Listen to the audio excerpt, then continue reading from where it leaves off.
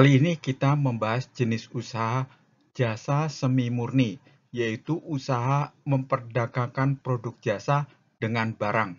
Contoh kontraktor bangunan.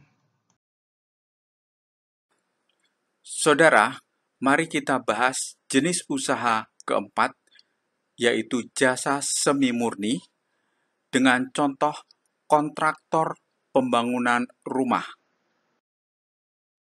Kontraktor ini mempunyai dua pemberi tugas. Satu, PT Baba yang memberi proyek pembangunan rumah A senilai 1.200 juta dan pembayarannya dalam 3 tahap. Yang kedua adalah Tuan Ali dengan nilai pembangunan rumah B senilai 1.200 juta dan pembayarannya tiap bulan.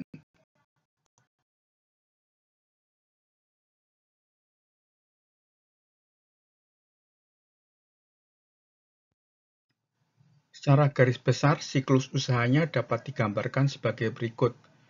Dimulai dari kas awal yang berasal dari modal sebesar 200 juta, melakukan investasi, dan pembelian bahan baku serta pembayaran kepada para pekerjanya, yaitu secara tunai.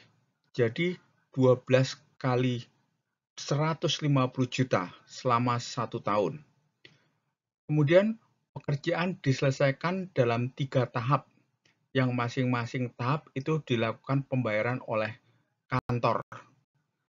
Sedangkan Pak Ali membayarnya setiap bulan sebesar 100 juta.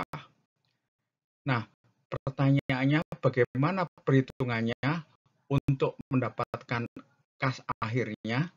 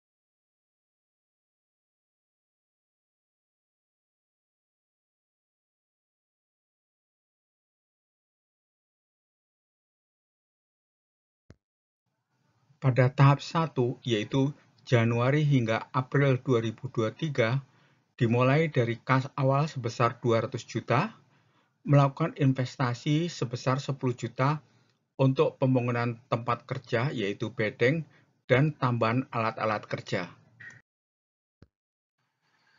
Berikutnya, kontraktor membeli bahan bangunan dengan pembayaran tunai 4 kali 150 juta. Selanjutnya, melakukan pembangunan tahap pertama, yaitu mulai dari fondasi hingga naik dinding dan kusen.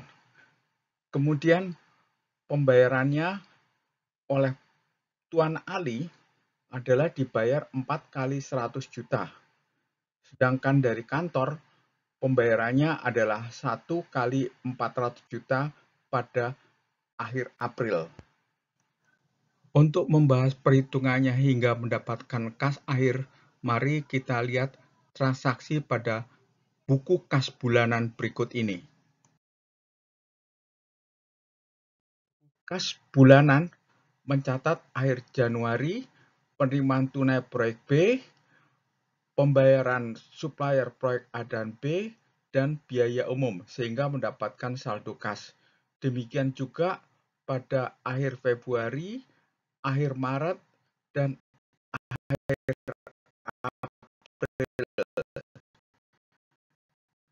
sehingga kita mendapatkan saldo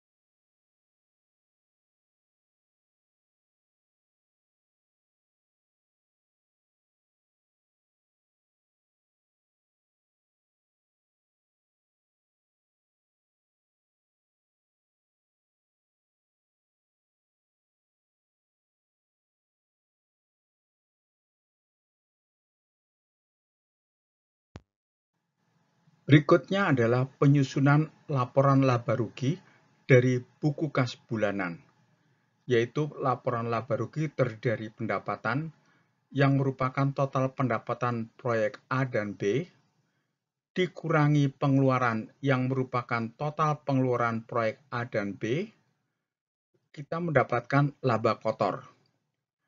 Dan dikurangi biaya umum yang merupakan total biaya umum selama setahun, kemudian kita mendapatkan laba operasional.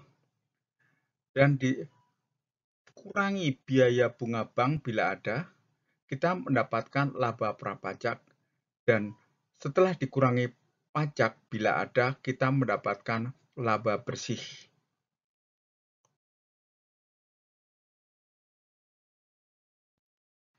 Berikutnya adalah penyusunan neraca dari buku kas bulanan, yaitu kas akhir pada buku kas bulanan menjadi kas pada sisi aktiva, kemudian total aktiva lancar, kemudian peralatan yang dibeli, dan kita mendapatkan total aktiva.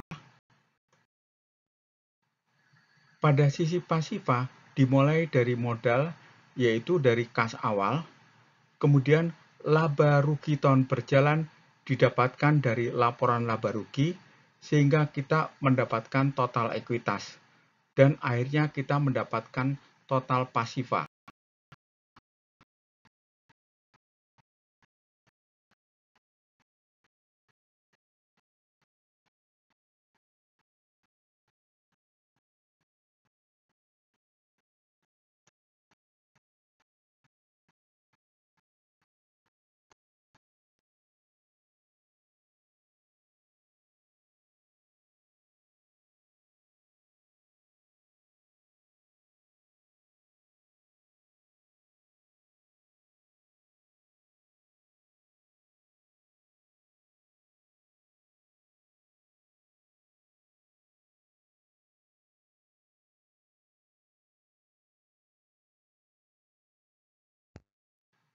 Dan inilah hasil penyusunan laporan neraca dan laba rugi pada posisi bulan April.